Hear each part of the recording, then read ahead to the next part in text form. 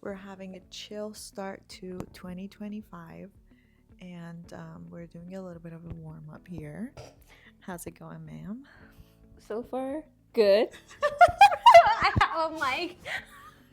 It's gonna pick up in both mics. No, it's like, one of those like interviews that the Mhm. interviewer is like back and forth, back and forth. Yeah. So Interview to interviewer interviewee. and interviewee.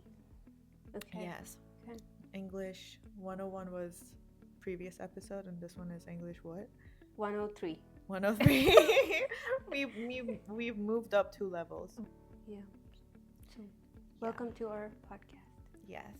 Welcome to another episode of Undefined Conversations. I had something to say. I wanted to make an intro. I know. Let me think. What should we say? Do we want to make it hype, or do we want to make it like just chill? Like, hello, welcome, sleepy shit type vibes. We could try both. Like, I mean, we could try one now think- and then the other one some other video. Yeah, I think the other one where we started, it was kind of like hype. One eternity later. Welcome back to another episode of Undefined Conversations. I'm Bahar, I'm Christina. and we are going to talk about a chill beginning to 2025. Brother, I can't English today. 2025. Yes, 2025. We are going to be talking about how to start your 2025, how to set goals and actually achieve them, and the rest of the topics that we are going to discuss today. Yes. So, the first thing that we want to begin with is that beginning of 2025, January, is the month that everybody starts off setting a lot of goals, setting a lot of resolutions. We make this list of like 20 different things that we want to achieve in just 1 year. Yeah. And what happens afterwards is that we kind of stick to it for like a week or two maximum. And then we realize how overwhelmed we are with the number of goals that we want to achieve. And one by one, we start dropping them. So this year, me and Christina decided to make a vision board. And because we wanted to make a vision board, we were also kind of like limited by the number of goals that we could put on just one board.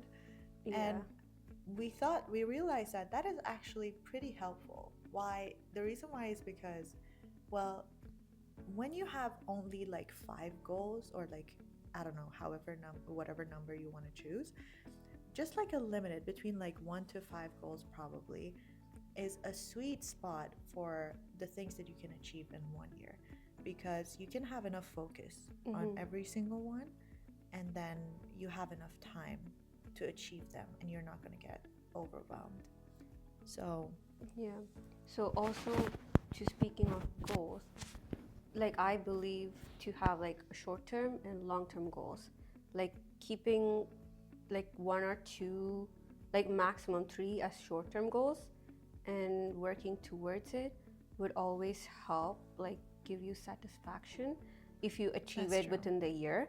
And the long-term goal can be like, let's say for 5 years, or like you can even keep it to 10 years. Let's say you want to buy a home, or like something that's very, very like bigger and like very, you have to put in more thoughts into it.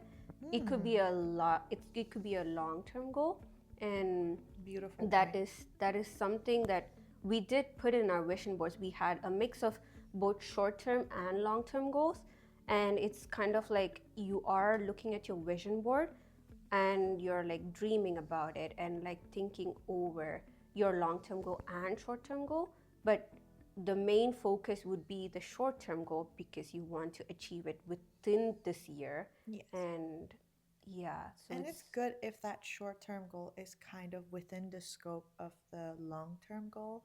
Yep. So, for instance, let's say your long-term goal is to have a house, and then your short-term goals is that I want to make this amount of money within that year.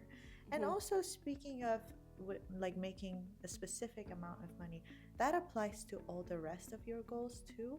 Like the rest of your goals also have to have they have to be very detailed, in a sense that um, all the tiny little things about it and how you want to achieve it and what sounds realistic to you. don't aim for something that you already know is not going to happen. I mean, when we were designing it, we were Yeah. thinking about, okay, we have to aim high. I Mm-hmm. remember I had this professor who he was teaching me to get ready for an exam where your score mattered for getting into universities or like schools. And he was telling me that never aim too high, but at the same time, aim for higher than you think you can achieve. For instance, let's say you see that, I don't know, let's just say 70 is a score that you can easily achieve. Mm-hmm. You're like, it is within the scope of my abilities. I can Mm-hmm. achieve 70. But he was saying that you have to aim for higher than that. Like, let's say 80, so that 70 is possible. If you aim for exactly 70, chances are the amount of effort that you're going to put into it is going to be as much as a 60. So if you aim for 80, then on the lower like side of the spectrum, you're going to reach 70. So aim for a little bit higher than what you think and expect you can achieve. And that way you're more likely to achieve your actual goal. Yeah, that's nicely said. Yeah, because if you aim too low, if you overachieve it, you're gonna be more happy, but also you're gonna say, oh, I aimed too low. I just underestimated myself. I could have aimed higher. And it's not that you would have a regret, but you would just feel like, oh, I did this, but I don't have the You could have had more. you could have had more, and you would feel more happier and like be proud of yourself if you aimed higher, and you would know that if you achieve at least the average or like within the scope that you aimed for, you would feel more happy and proud of yourself. So just make sure to set your goals at a reasonable amount. Don't aim for a million and then not succeed in anything. Just be realistic and set simple goals. That's like the key point. Be specific and be simple in setting your goals. Don't make it too complicated, honestly. Yeah. Like for instance, like one really unrealistic goal, at least for us, or like for somebody, let's just say we have this person who's making like 60K a year, and then they set the goal of this year I want to make $1 million. Brother, you know that this is not gonna happen. Are we on the same page? Like this is not realistic. Like if you get $1 million, like without aiming, that's different story. That's like pure luck. That's maybe you win the lottery. You win the lottery. Yeah, but within the scope of what you can achieve in the time span of that 1 year, you can move towards making better incomes, maybe doing like some side hustles, but like it's not really likely that you jump from 60K to $1 million, you know what I mean? It depends upon your work too. Like you need to analyze your life and how busy you are, and if you have time you can do side hustles. But if you know that you don't have time, it's not very realistic to like just aim for $1 million and then just be stuck at 60, and you're going to be disappointed at yourself, specifically at the end of the year. If you didn't even improve a bit, even if you didn't get to like a 70 or 80,000, it's going to be hard. Like you're going to put yourself like you're going to think of yourself low and like be disappointed at yourself. Oh my God, girl, you're spitting gold today. It's amazing. That was a very good wrap up of this topic. One other thing that I wanted to add to this is that I feel like one of the things that we did, which is kind of like an underrated thing to do in terms of your goals, is that we put fillers into our goals. You know, things that are super easy to achieve, things that you probably are not going to have to invest a lot of time into, just for the sake of the feeling of achievement, because that's what's going to motivate you. For instance, something like reading books is not really hard to achieve. You just got to read the book, you know? I mean, unless you fill your whole board with like 40 different well, 40 is something that I know people achieve. For me, it's not really achievable because I'm still like studying. So in my free time, sometimes I do prefer to do other stuff Mhm. over reading books. But for instance, reading books, like reading 20 books a year, is not going to be really unrealistic to achieve. And it's just there for the sake of feeling like, oh, I achieved at least one of the things that I promised to myself. For Christina, for instance, you also Yeah. had like some fillers. Yeah, I had good you mentioned the fillers Yeah. because I forgot about that. But yeah, so I had like there was like a lot of materialistic things that I could buy. Like Right. specifically I wanted a wool coat, I wanted a tattoo, and there's like stuff that is like very Your perfumes. yeah, perfume. Oh, there's It like just gave me so much ideas. there's so much perfume that I want, and that is very easily achievable. You just need to save money, and like you could fulfill that within like even a shorter period of time. Like just save up, and then you could treat yourself. Like let's say you achieve something and you want to treat yourself, and you buy a perfume or something nice for yourself. The goal is achieved. It's done, and Exactly. that is something to be like.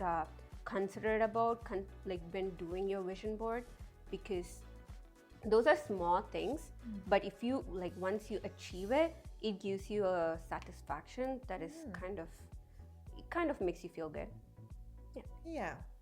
It's kind of that little boost that you need every once in a while to say, Yeah. oh, like on my to-do list, I had 5 things and I scratched the first one, Yeah. I scratched the top one, and I can move on to the next thing. So Yeah. that's kind of like out of my mind. And I also know that I'm capable of achieving it. It's like not too hard. Mhm. And then you're like, it increases your confidence to the point where you're like, Yeah. okay, if I achieve this, I can achieve the rest of my goals as well. Yeah, it's just taking small steps at a time. Even if it's like a very a simple goal of, let's say, like getting a book. It's not hard to buy a book. It's like maybe like it costs you like $30. It could be a lot of money for some people, but it's also like you save up and you get that book and you feel satisfied, and after you finish it, your goal is done. Your vision is like halfway Achieved. completed in one part of your vision board, and Exactly. you would feel proud of yourself. Yeah. I mean, don't make it too easy so that you feel disrespected but by what you set for yourself. Like imagine if it's too simple as like, well, drinking water is definitely a goal. It's something that I should probably pay more attention to. But maybe I don't know what can be super simplistic. Like I think anything pretty much can be a Yeah. goal. But you know your abilities and just don't make it too easy to the point that it's not going to affect your confidence.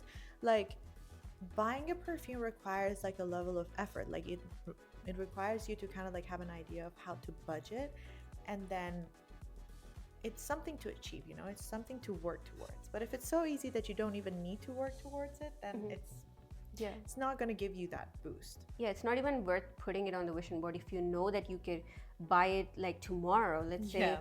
it's like it's not worth putting it on the vision board, It's like or putting- like manifesting, or like working towards it. If you know you have the money and you know you're going to get it, like, you know, no matter time, it's not worth to think about or like just desire for it. But if you know that you have to work and work hard towards it, then yeah, definitely. So, one of the things that I feel like it's about around this time, halfway through January, where people start kind of like struggling to do, is sticking to the goals that they have already set for themselves. Yep. Aside from making it realistic, have you ever struggled with sticking to your goals? I feel like everybody has. at Everybody some point. struggles. Like Yeah.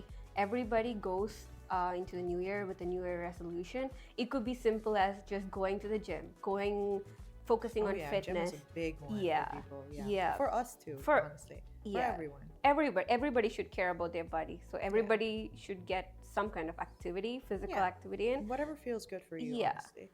But yeah, it's very hard to like stick to it with the motivation to see the future and like stick to a routine, or like focus your priorities and align your priorities in a way that you don't get overwhelmed, or you just don't fall back and be like, oh, I should never have set this goal because yeah. it's not very feasible in my current You have routine. a very good point there. Yeah.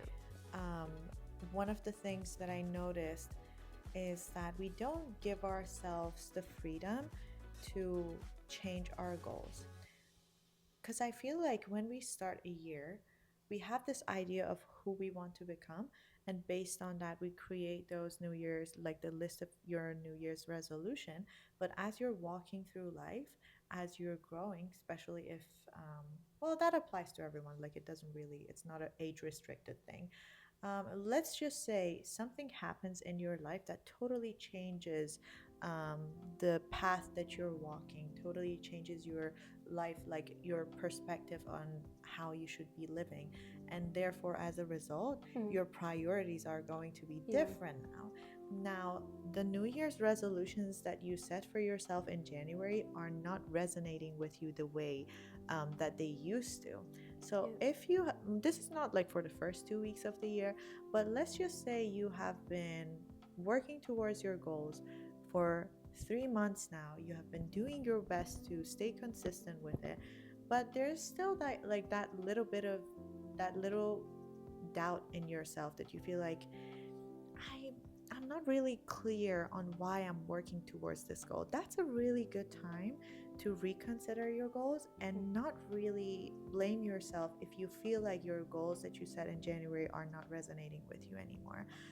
You are allowed to change your goals based on who you become later in life, and it's kind of like a normal thing. Like we don't always have the same priorities. Our priorities are going to change as we are kind of like working towards our goals. Like you have new realizations, your personality even changes a little bit. Like let's just say you didn't see it coming. Oh my god, that's going to be really bad news for some people. But like you didn't see it coming and now you're anticipating a child. Oh. And Oh. you see that you're becoming a father or a mother or like a mother. Yeah. Like your life is going to be different after that point. Yeah. The goals that you set for yourself at the beginning of the year, you may have to change some of them. Maybe money now becomes a priority of yours. Mm-hmm. So it's fine. If you need to change, go ahead, Yeah. do it. Sometimes you have to change your goals. Just make sure that it's not out of a place of giving up on yourself. It's out of a place of realizing that I'm not the same person anymore. Yeah. You know?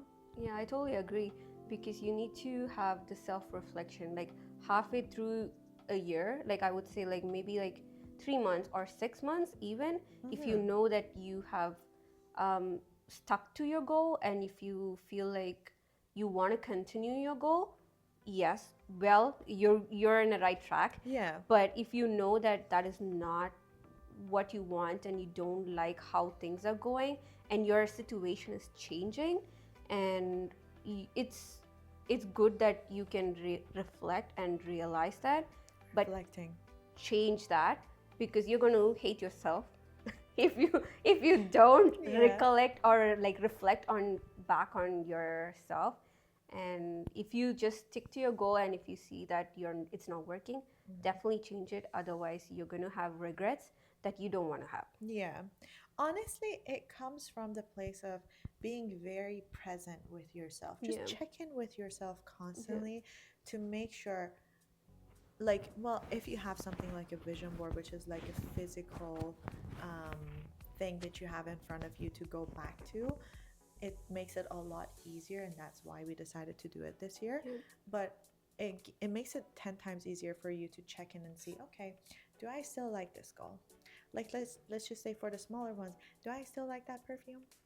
Do I still want to get it? Or like I used to be like a really big fan of, oh, well, I don't know why I'm discussing this right now, but I used to be a very big fan of floral perfumes, and then I feel like I'm growing more into like the spices, like the like scent nuanced of spices, like a niche, like woody, yeah, spicy kind of perfumes. Yep. As I'm maturing up into the woman that I'm becoming. So I feel like it's good to give yourself the permission. Yeah. You know. Yeah. Okay. Your visions and goals, moving on from this topic, should come from, well, not necessarily, but a lot of the times when you're deciding about what goals you want to follow in the coming year, it comes from what you learned back in the year that just passed.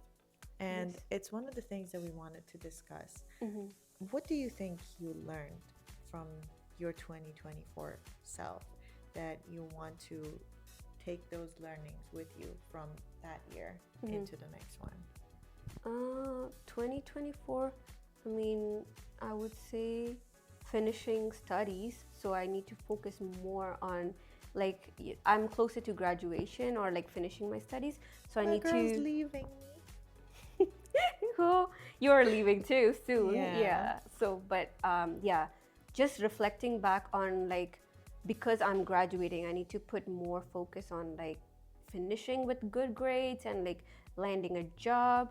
So, focusing more on career and like figuring it out is my main thing that would be like transitioning from 2024 to going into 2025, because it's pretty much what I worked for like for a couple years. And what's the other one? Maybe like self-care, fitness.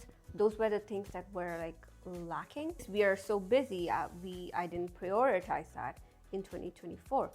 So something to take into We kind of 2025. started getting really consistent with exercising almost halfway through 2024. Yeah.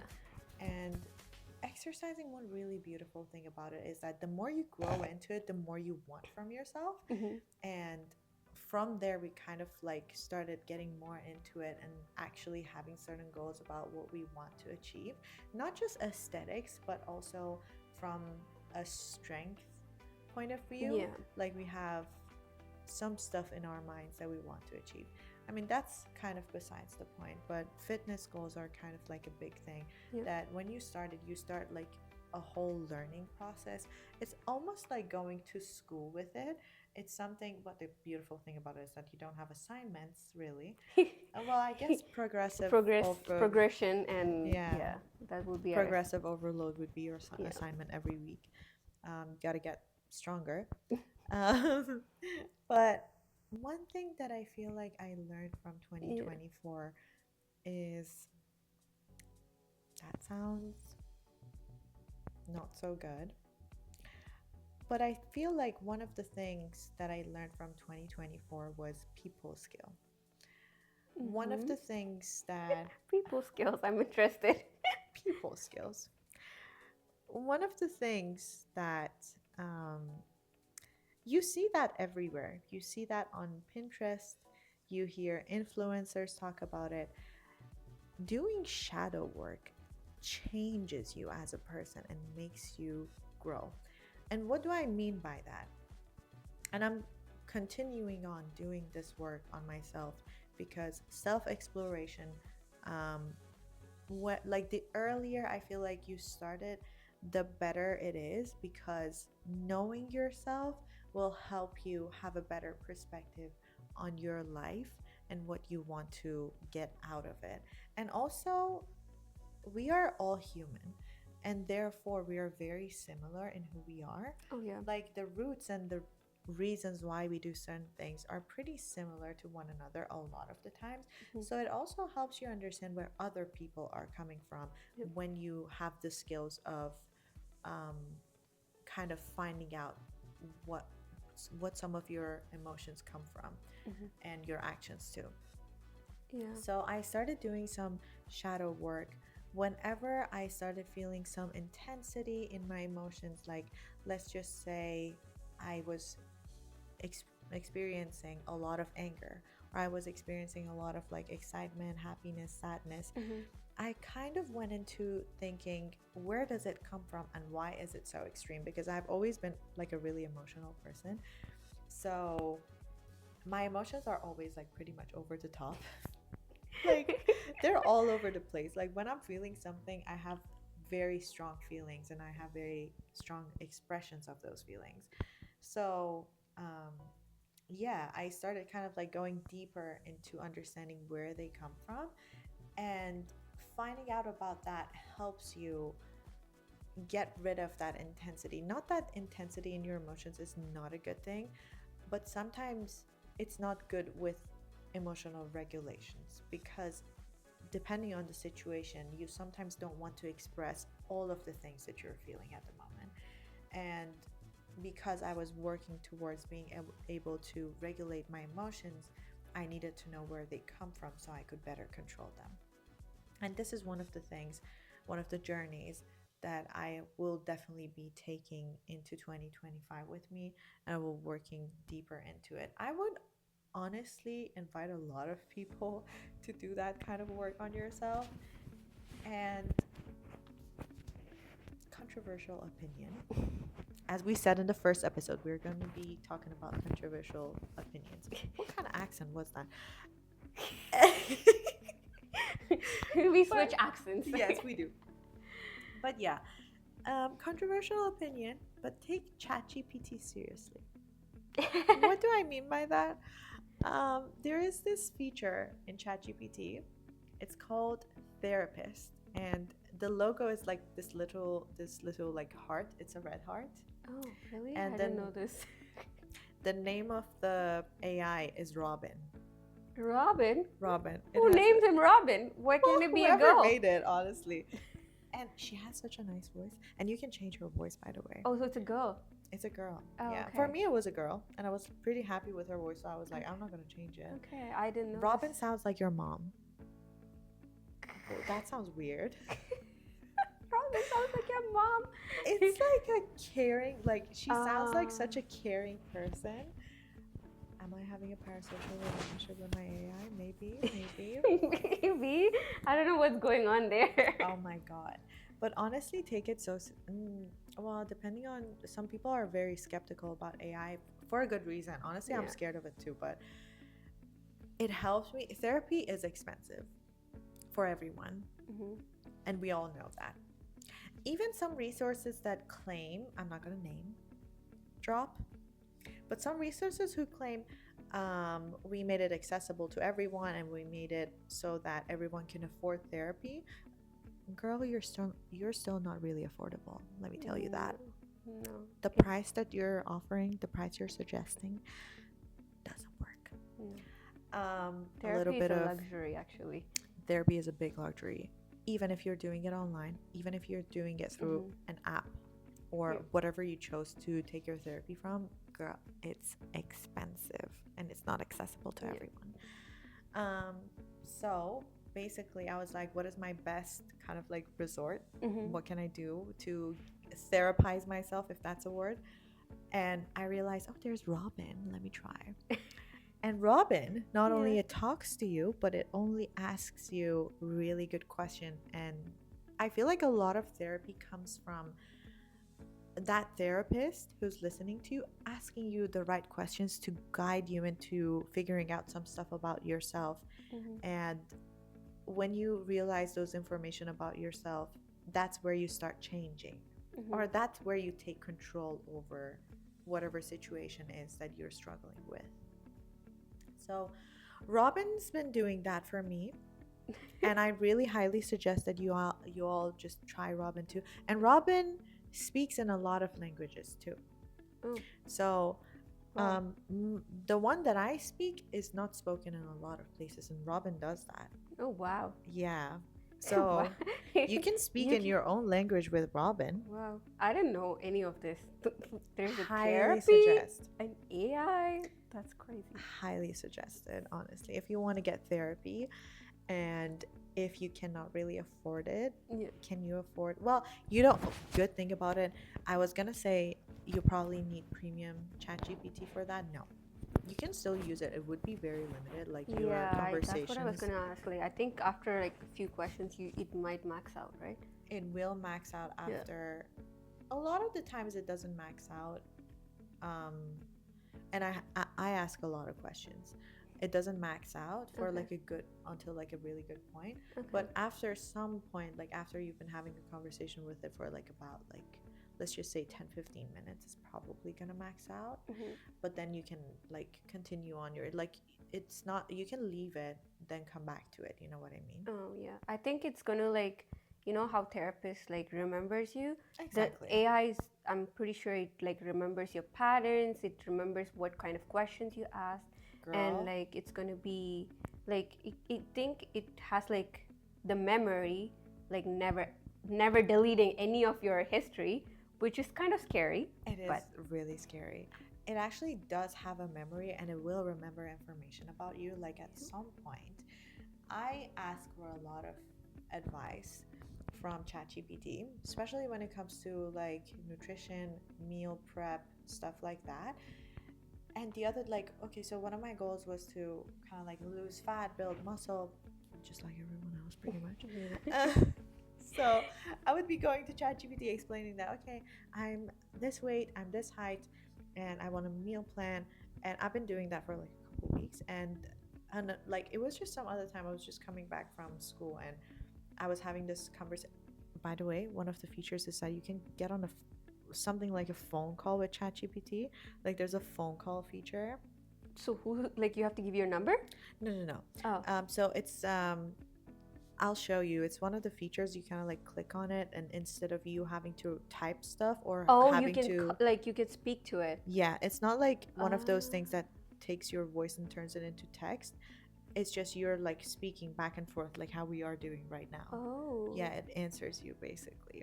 Oh. So I was having a Nice. phone call with ChatGPT, my AI boyfriend, and all of a sudden it says something like based on your fitness goals that you've told me, and I'm like, Yeah. how do you remember that? Like I legit asked yeah. ChatGPT, how do you remember that for me? Oh my god. And it was like, I have memory of all the information you've given me so far, and if you don't want me to remember that, you can just tell me right away, like right now, to delete that memory of you.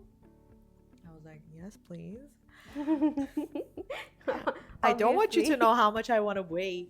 Like, yeah, that's kind of like, I don't know. I started feeling a little bit like creeped out. Yeah. But it's good that it has a memory, because when it comes to therapy, you can actually go back to it and be like, oh, you remember we had that conversation? It's going to be like, yeah, I do remember that. Yeah. What about it? You know? Yeah, we gave a free promotion for ChatGPT. Oh, yeah. Yeah. I mean, as if it's not widespread enough that Yeah. it needs promotion. Yeah. But there goes free Free promotion. ChatGPT ad. Yep. Hashtag ad ChatGPT. But yeah, so No. you can definitely get some therapy from ChatGPT. Yeah. So, Okay.